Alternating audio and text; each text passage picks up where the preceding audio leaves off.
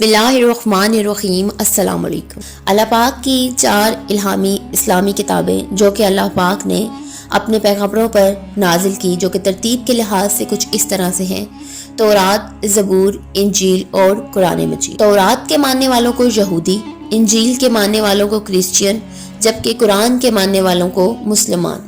लेकिन यहाँ सवाल ये पैदा होता है कि ज़बूर के मानने वाले लोगों को क्या कहा जाता है और ये इस वक्त कहाँ मौजूद है। इस्लामी तारीख के अंदर आपको कहीं भी ज़बूर का जिक्र या इसकी तारीख तफसील से कहीं भी जानने को नहीं मिलेगी। लेकिन ऐसा क्यों है? जितना भी तौरात, इंजील और कुरान मजीद को डिस्कस किया जाता है वो इसलिए क्योंकि ये आज तक अपनी असली हालत के अंदर मौजूद। आज हम आपको बताएंगे कि ज़बूर में क्या लिखा हुआ है या इसमें क्या क्या मौजूद है। तमाम सवालात के जवाब आज हम आपको अपनी इस वीडियो में देने की अपनी पूरी कोशिश। ज़बूर हज़रत दाऊद अलैहिस्सलाम पर नाजिल होने वाली किताब थी। नाजिल होने से पहले इसके नज़ूल का वक्त और इसको समझना इंतहाई ज़रूरी है। बनी इसराइल कौम को आज़ाद कराने के लिए, जो कि फ़िरौन मिस्र की 400 साल की गुलामी में रहते थे, अल्लाह ने इनके अंदर अपना एक पैगंबर यानी हज़रत मूसा अलैहिस्सलाम को नाजिल किया, जिन पर तौरात यानी पहली मुकम्मल इल्हामी इस्लामी किताब नाजिल की गई।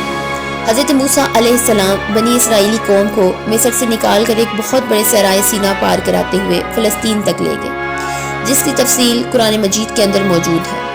सहराए सीना के रास्ते के अंदर कोह तूर पर तौरात को नाजिल किया गया और इसके अंदर 10 लाख के करीब बनी इसराइल सीना सहरा की आबादी को मनो सलवा खाने। अल्लाह के हुक्म से बादलों ने सहरा की तपती धूप से बचाने के लिए इनको इन पर साया किए रखा, यहाँ तक कि पहाड़ों से पानी के चश्मे फूटे। हज़रत मूसा अलैहिस्सलाम का ज़माना 1500 कबल मसीह यानी आज से 100 साल पहले का बताया जाता है, या फिर हज़रत ईसा अलैहिस्सलाम की पैदाइश से 1500 साल का वक्त।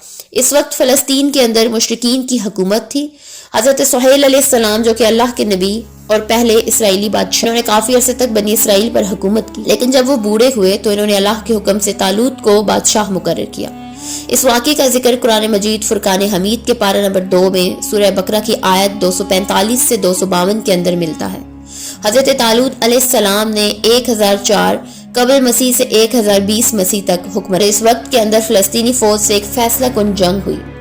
बनी इसराइल इस वक्त बहुत ही कमज़ोर थी, माली और अस्करी दोनों। अपनी ताकत के इस नशे में फ़लस्तीनी फ़ौज ने यह ऐलान किया कि हमारे सबसे ताकतवर जो सिपाही है, अगर तुम में से कोई शख्स इस सिपाही को, जिसका नाम जालूत था, इसको कत्ल कर दे या फिर इस जंग में फ़तह हासिल कर ले तो मैं उससे अपनी बेटी की शादी भी करूँगा और वो बनी इसराइल का अगला बादशाह भी बनेगा।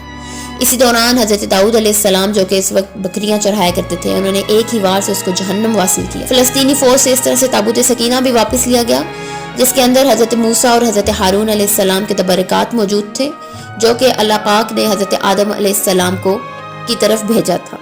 हज़रत तालूत अलैहिस्सलाम की वफ़ात के बाद जब हज़रत दाऊद अलैहिस्सलाम और बनी इसराइल के बादशाह बने तो बैतुल मुक़द्दस को उन्होंने अपना दारुल हुकूमत कायम किया। तक के बनी इसराइल के अंदर शरीयत अल्लाह का कानून तौरात ही था और हज़रत दाऊद अलैहिस्सलाम ही थे जिन्होंने पहली बार यहूद की कौम के लिए बाकायदा तौर पर किसी इबादतगाह का इंतज़ाम शुरू किया।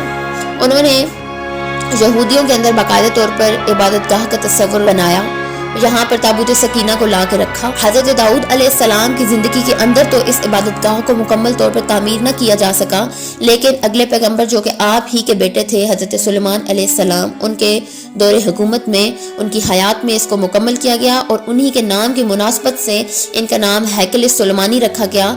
और अब तक बनी इसराइल के पास इबादत भी थी और इबादत का तस्वुर भी था और एक इबादत गाह भी थी। हज़रत दाऊद अलैहिस्सलाम की ज़िंदगी में इन पर ज़बूर नाजिल हुई, जिसका लफ्ज़ी मतलब टुकड़ा है।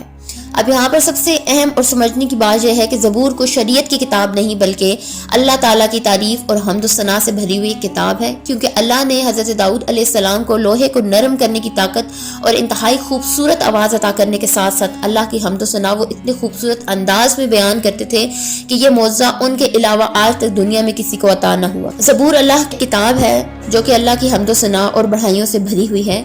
इसके अंदर ज़िंदगी गुजारने के अहकामात या कोई अखलाकियात या फिर ऐसी कोई चीज़ ना थी कि कोई कानून या शरीयत इस पर मुकम्मल हो सके। इस किताब के नाज़िल होने के बाद बनी इसराइल कौम को बाकायदा तौर पर अल्लाह की हम्द सना और इसकी इबादत का तरीका सिखाया गया।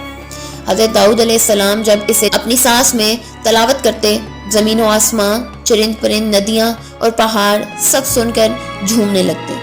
اس کلام اور آپ کی آواز کا اثر اتنا تھا کہ دنیا کے لوگوں کو ایسا محسوس ہوتا تھا کہ جیسے یہ جنت کی آواز ہو۔ حضرت داؤد علیہ السلام کے وفات کے بعد یہ آواز تو باقی نہ رہی مگر یہ کلام باقی رہا۔ یہ کلام بنی اسرائیل یعنی قوم ہیکل سلیمانی کے اندر خدا کی بڑھائی اور اس کی عبادت کو بیان کرنے کے لیے پڑھا کرتی تھی۔ جب یہ جنریشن سے اگلی جنریشن تک ہزاروں سالوں تک ان کے پاس رہی اور پھر نسل در نسل جب یہ منتقل ہوتی گئی تو اپنی اصلی حالت سے یہ محفوظ نہ رہ سکی، اور اس کے اندر وہ تمام چیزیں جو کہ حضرت داؤد علیہ السلام پر اللہ نے نازل فرمائی تھی وہ اپنی اصلی حالت میں نہ رہ سکی۔ زبور کا جو ترجمہ ہے وہ آپ کو پڑھ کر سنا دیتی ہوں تاکہ آپ کو اچھی طرح سے اس کتاب کا پورا مقصد سمجھ میں آ جائے۔ ترجمہ کچھ اس طرح سے ہے کہ خداوند میرا مالک ہے، مجھے کسی چیز کی کمی نہ ہوگی، وہ مجھے ہری بھری چراہ گاہوں کے اندر بٹھاتا ہے، مجھے سکون کے چشموں کے پاس لے جاتا ہے، وہ میری جان کو زندہ رکھتا ہے، وہ مجھے اپنے نام کی خاطر سچ کی راہوں پر لے چلتا ہے، چاہے موت کی کسی وادی سے میرا گزر ہو تو بھی میں کسی بلا سے نہ ڈروں گا، کیونکہ تو میرے ساتھ تیری لاٹھی سے مجھے تسلی ملتی ہے، تو نے میرے دشمنوں کے مقابلے میں میرے سامنے دسترخوان بچھایا، تو نے میرے سر پر تیر ملا، ہمیشہ بھلائی اور رحمت میرے سر پر رہے گی اور میں ہمیشہ کے لیے خداوند کے گھر میں ہی رہوں گا۔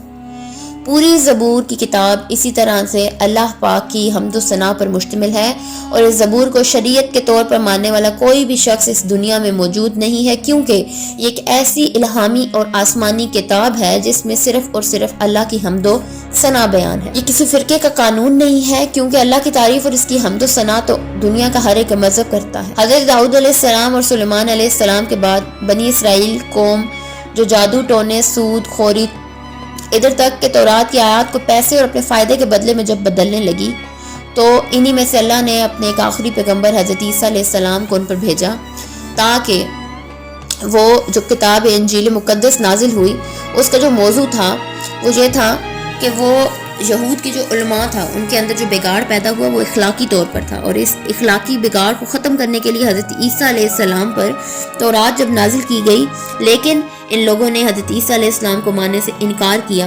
حضرت عیسیٰ علیہ السلام کی آمد 2000 سال قبل ہو گئی تھی اور وہاں سے نبوت دوسرے بیٹے کے اندر منتقل ہو گئی۔ یہی وجہ تھی کہ یہود اللہ کے رسول اور اللہ کے دین کے شدید دشمن بن گئے، کیونکہ اللہ کے رسول کی بنو اسماعیل کے اندر آمد سے ان کی قیادت ختم ہو گئی۔ امت مسلمہ کا جو ٹائٹل بنی اسرائیل سے تھا وہ اب بنی اسماعیل کی شریعت میں منتقل ہو گئی، اور آج تک ان لوگوں کو اللہ کے اس فیصلے پر اعتراض ہی رہا۔ اللہ پاک سے دعا ہے کہ اللہ پاک ہمیں دین کی سمجھ بوجھ عطا فرمائے اور دین کے راستے پر چلنے کی توفیق عطا فرمائے، آمین ثم آمین۔